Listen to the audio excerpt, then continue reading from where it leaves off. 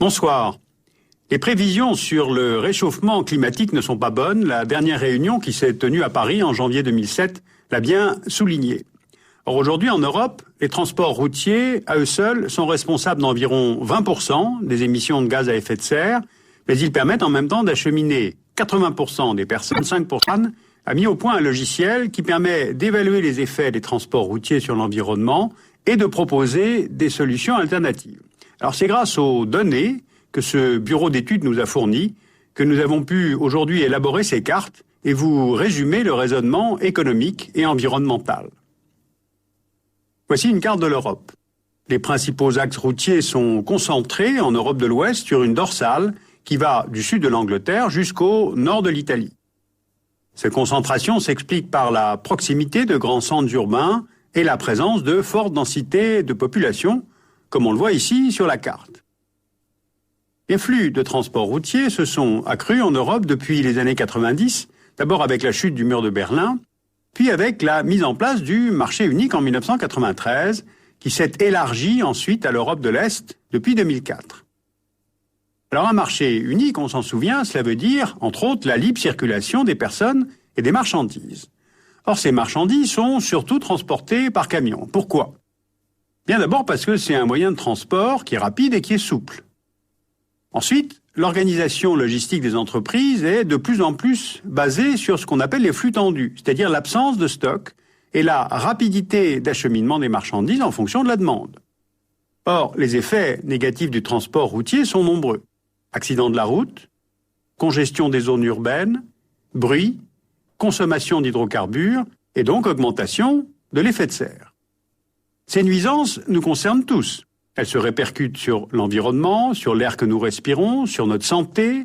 Elles représentent des coûts élevés pour la collectivité.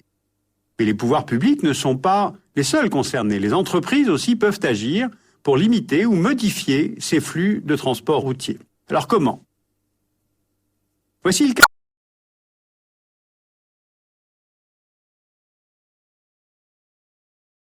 Entreprises internationales dont une partie importante de la production s'effectue en Écosse et en Irlande et qui exporte ensuite en Europe.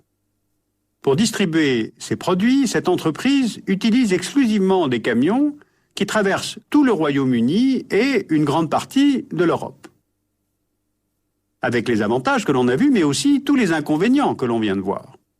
Donc, y a-t-il une alternative autoroute pour cette entreprise ?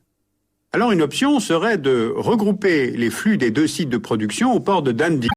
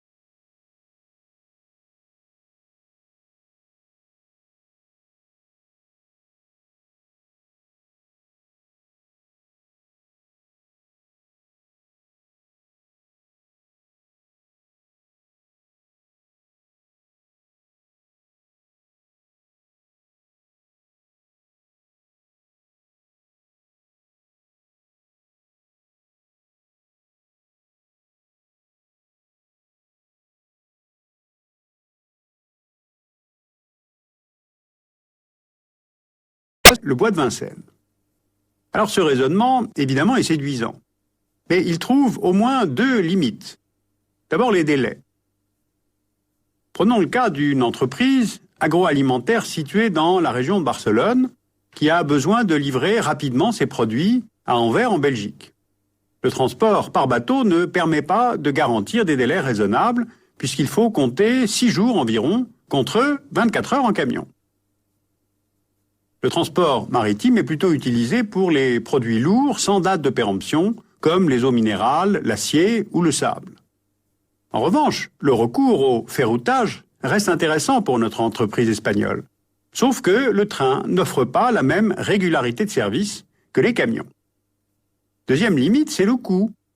Malgré la hausse du prix du pétrole, le transport routier reste le mode de transport le plus économique.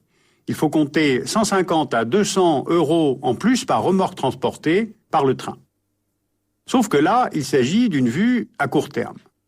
D'abord parce que la législation évolue. Par exemple, depuis 2003, la loi dite NRE, c'est-à-dire Nouvelle Régulation Économique, impose aux entreprises françaises cotées en bourse de publier annuellement un bilan environnemental et social en plus de leur bilan financier. Ensuite, de plus en plus d'entreprises prennent en compte l'importance des facteurs environnementaux dans leur développement, soit pour leur image de marque, soit tout simplement par sens des responsabilités. Une telle évolution implique d'adapter les infrastructures aux nouveaux défis logistiques que sont les plateformes dites multimodales, c'est-à-dire elles permettent de passer facilement d'un mode de transport à un autre, camion vers bateau ou vers train, les lignes de ferroutage, comme de Dourges vers Valladolid ou vers Novare en Italie, ou encore comme en Suisse. On notera d'ailleurs que dans ce pays, le principe du ferroutage est inscrit depuis 1994 dans la Constitution. Et enfin, pour le transport fluvial, le développement de voies navigables. Regardons par exemple le cas du port de Lille. Ce port intérieur du nord de la France est situé au cœur d'un important réseau fluvial qui le relie à la Meuse et au Rhin. Lille a pu développer le commerce de marchandises vers Rotterdam, Anvers ou Dunkerque en utilisant les barges, qui est un mode de transport très peu polluant. Alors si on prend l'exemple de la liaison Lille-Rotterdam, ce schéma nous explique qu'en passant par les canaux de la Lys et de l'Escaut, plutôt que par la route, on divise par 3 les émissions de CO2.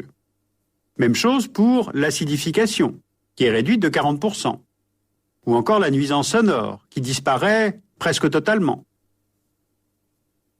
Alors à partir d'un tel constat, le port de Lille milite pour le percement de nouveaux canaux, en particulier le canal Seine-Nord, long de 105 km. Ce canal permettrait d'accroître le trafic fluvial entre l'Île-de-France et l'Europe du Nord. Je vous rappelle que l'Europe du Nord demeure la région la plus dynamique du monde pour les flux maritimes de marchandises, avec le port de Rotterdam qui est le premier port européen. Ce dossier a de multiples facettes, il est un peu technique, mais nous avons eu envie de vous faire connaître, carte et schéma en main, les travaux résultant de ces études d'impact. Il existe donc des solutions à la pollution et à l'effet de serre générés par les transports routiers. Si quelques industriels dans le secteur du transport ont bien pris la mesure de ces enjeux, la plupart des entreprises préfèrent attendre que la législation leur impose ce changement. On peut tout de même retenir au moins 3 leviers. Premier levier, les politiques fiscales, notamment la taxation des émissions de CO2 liées au transport.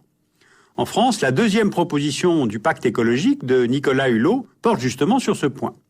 Il y a aussi des politiques publiques qui peuvent valoriser le ferroutage. C'est le cas par exemple de la Suisse. Deuxième levier, l'incitation. La Commission européenne encourage le financement d'entreprises à utiliser des modes de transport écologiques grâce à un programme appelé Marco Polo, qui est doté d'un budget de 400 millions d'euros pour la période 2007-2013. Et puis le pétrole cher, c'est une bonne chose. Cela va accélérer le recours par les entreprises à des modes de transport alternatifs. Et puis troisième levier, c'est la conviction personnelle et la responsabilisation. Au niveau mondial, plus de 1000 entreprises ont déjà signé avec l'ONU le pacte mondial qui énumère 10 principes de bonne conduite en termes de droits de l'homme, droit du travail, respect de l'environnement. Mais il y a aussi, chose importante, les actionnaires qui eux-mêmes commencent à s'intéresser au développement durable des entreprises, c'est-à-dire la conjonction d'impératifs de croissance économique et de normes environnementales et sociales. Et puis à la fin, les transports routiers, c'est aussi la voiture individuelle. Alors au pouvoir public de favoriser les transports en commun, mais à nous, citoyens, de moins utiliser la voiture ou de pratiquer le covoiturage. Je vous conseille de lire Regard sur la Terre 2007, c'est l'annuel du développement durable édité aux presses de Sciences Po. Vous pouvez lire aussi Développement durable, quels enjeux géographiques, justement, à la documentation française. Et puis un hors-série de Télérama, Liberté, Égalité, Fraternité. Le premier tome, c'est sur la liberté, justement, la liberté de choisir nos transports. Alors si j'ai été trop vite, vous pouvez aller sur artevod.com pour regarder à nouveau cette émission.